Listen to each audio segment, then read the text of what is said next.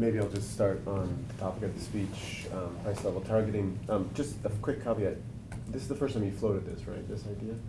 This is the first time I talked about this in public, okay. Yeah.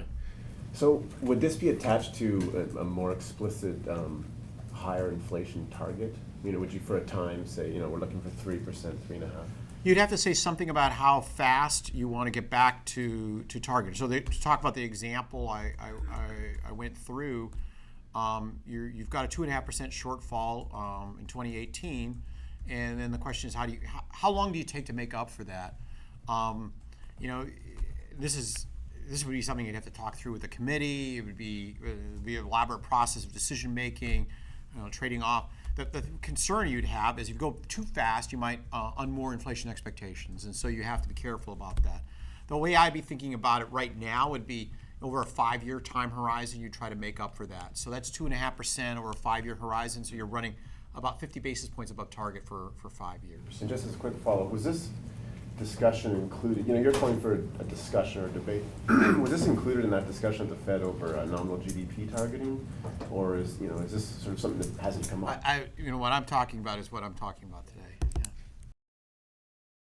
I have a question to follow up to something you said in your prepared remarks. You said that it's the FOMC's job to vary monetary stimulus over time, and I noticed in the minutes you guys did talk about a lot of ways, different ways to. Yeah. Oh yeah, they're out. Talked about ways to normalize policy.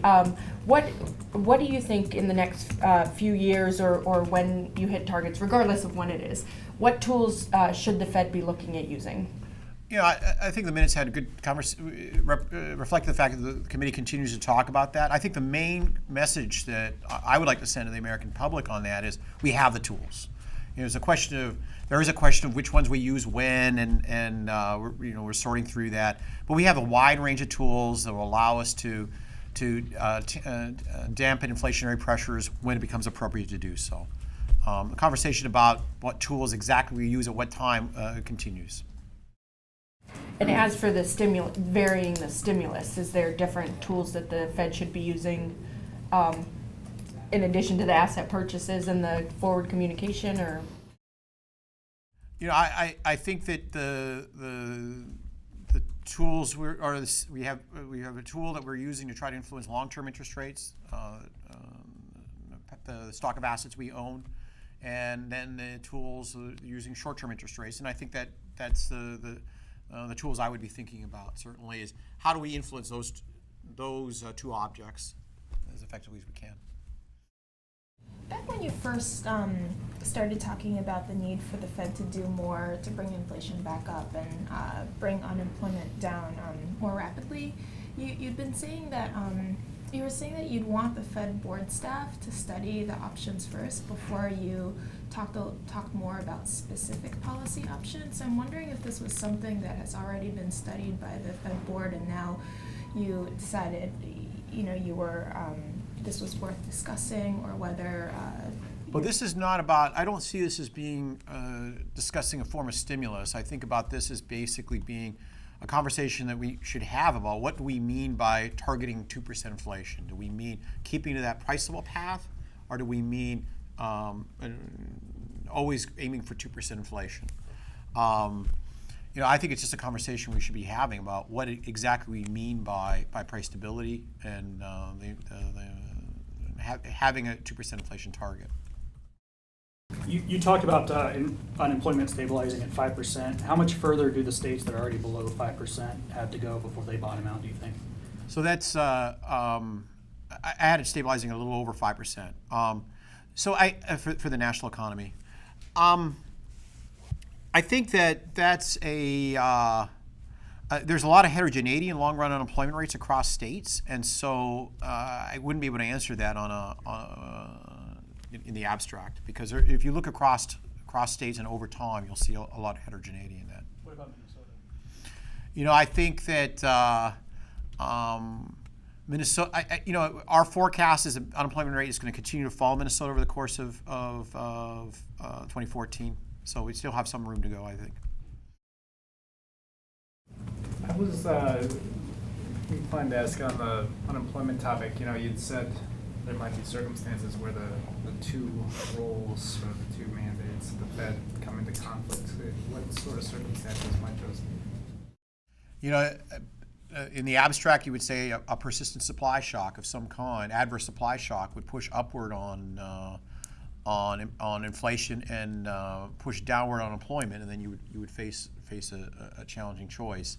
But again, you know, it's not a shock in and of itself. It's something that you see affecting the path of inflation and employment over the next 1.5 to 2 years. If I sound unimaginative, it sort of is because I am. I think in general, I think these objectives are going to be complementary to one another. Excuse me, Bill Dudley was talking about when to halt reinvestments yesterday in New York. Do you have an idea on whether that should come before, during, or after the first rate rise? I think it's just something we should continue to talk about. I thought the vice chair raised some very interesting ideas along those lines. It sounds like this idea of normalization and these sort of longer term things, you don't want to get ahead of yourself on discussing these things now while we still have. Oh, that's certainly true. But I think the minutes are clear on that too. That this is all about prudent planning for normalization, for exit, as opposed to, you know, people shouldn't be thinking the next meeting this is all coming down the pike. It's more about talking. You know, you should be talking about things now. In fact, you know, if you go back to June of 2011, that's when the last exit statement came out, and we're not there yet, right? So it's certainly reasonable for people to talk. And you know, I think I'm a big fan of transparency. I think it's good for the vice chair to share his ideas with the public like that. As forward guidance has changed, and you know, we know your vote on that and stuff, what do you think the Fed could be doing to better communicate how it's approaching normalization and the? You know, I really would like to see a tighter connection. You know, everyone agrees that the stance of policy depends on the economy. It's not a function of the calendar. I think I don't speak for the committee, of course, but when I read my colleagues' speeches, I see that theme come up over and over again. And but I think we should be clear about that connection, about what are what's the exact connection between the outlook and the stance of policy. You know, I think my colleague President Rosengren, Eric Rosengren, has offered some very interesting ideas along these lines in recent speeches. Are you talking about an explicit reaction function? Well, I think having something about what are we trying to see in the economy before we raise rates. So that there's this dream of having an explicit reaction function, which we say, and I've expressed this dream sometime in the past about what are we going to do given every contingency could hit the economy. I'm talking about something more limited, which is what do we have to see before we begin the process of raising rates. I thought that the FOMC statement, the one thing that we've been clearer about, which has been a positive, is to say that even as we get back to near full maximum employment and near to target inflation, interest rates are going to remain unusually low. And I think that's an important message for us to be delivering to market participants and to the public more generally. There's been a lot of chatter about the unusually low levels of volatility in financial markets, and I was wondering what your thoughts were on that. The VIX today apparently dropped to the lowest level in maybe December or something like that. Lowest level since what? Sorry. December. Oh, since December. Oh, okay. Yeah, I mean, I think that there is. I don't have much to say about that. I don't usually comment on. I think there is a sense of stability in the markets, and that's consistent with what we see in the VIX.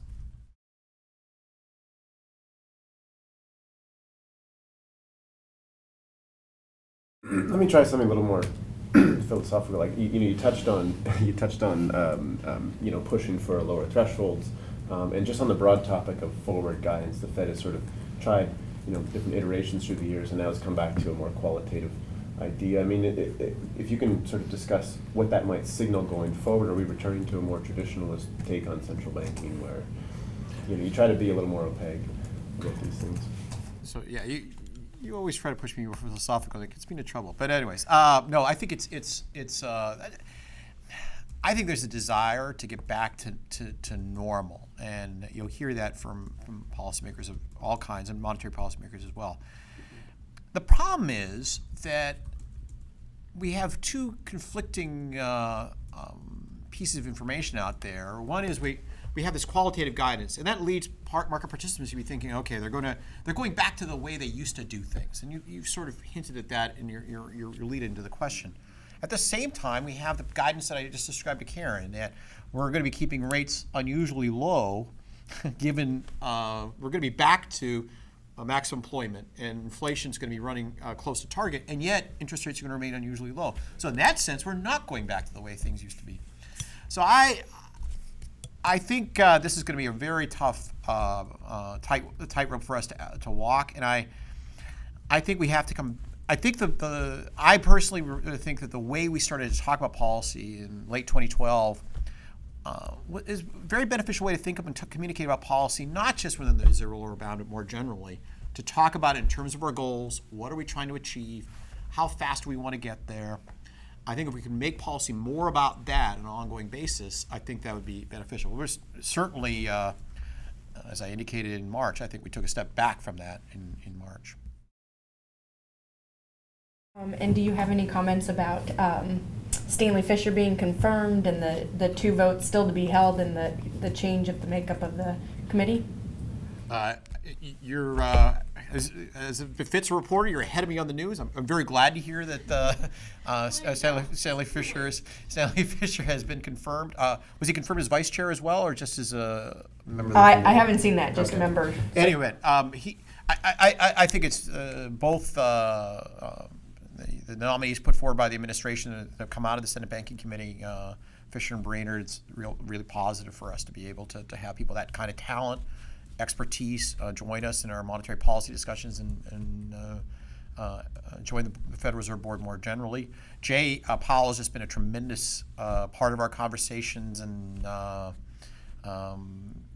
so I'm really glad that would be great to have him confirmed in a new term as well. So. I've said this before. I think Federal Reserve System is a really important part of the American financial infrastructure and part of the U.S. economy. Really behooves Congress and the President to staff the board fully. Can I just do a quick follow-up? There's been a lot of call for someone with a community banker background. How important do you think that is in contributing to the discussion? You know, there's certainly positives to that, but you know, I like the idea of just having people with a wide range of backgrounds around the table, and certainly I thought Governor Duke was fantastic. You know, you don't want to just draft. Anyways, I think it's fine to just have. I like the idea of having a wide range of voices around the table, and Governor Duke I found very helpful. So. I'm wondering what your thoughts were on the recent slowdown in the housing market, how concerned you are that this is more than just a weather-related temporary blip, and whether it's been caused by higher mortgage rates. Oh, I think, you know, last year, if you go back to the early part of May of 2013, interest rates, longer-term interest rates were low, and the Fed took actions that were designed to put upward pressure on rates. Rates rose, mortgage rates in particular, and housing has been slow. This is all very textbook. So, you know, that's we have an action to produce the effect that one would have anticipated. So I do not think the slowdown in the housing market is fully explainable by weather factors. I think that monetary policy has played a role in generating that slowdown. Are you not worried that the slowdown will continue, or that it will put downward pressure on the economy? I'm concerned about the slow rate of progress that we have towards our goals of all kinds, and this is one channel through which monetary policy could operate. But the committee has decided and it began thinking in the early part of 2013, as I described, and then announced in December of 2013 a decision to reduce the flow of asset purchases. That's designed to it's a policy action designed to put upward pressure on interest rates in order to slow down what's going on. You know, the textbook explanation would be that would end up at slowing down what's going on in housing. Is there any follow-up for MBS purchases, or deciding not to sell them, or how long to? I think it's just the general principle is let's look at how long it's going to be taking us to get our goals and adopting the stance of policy.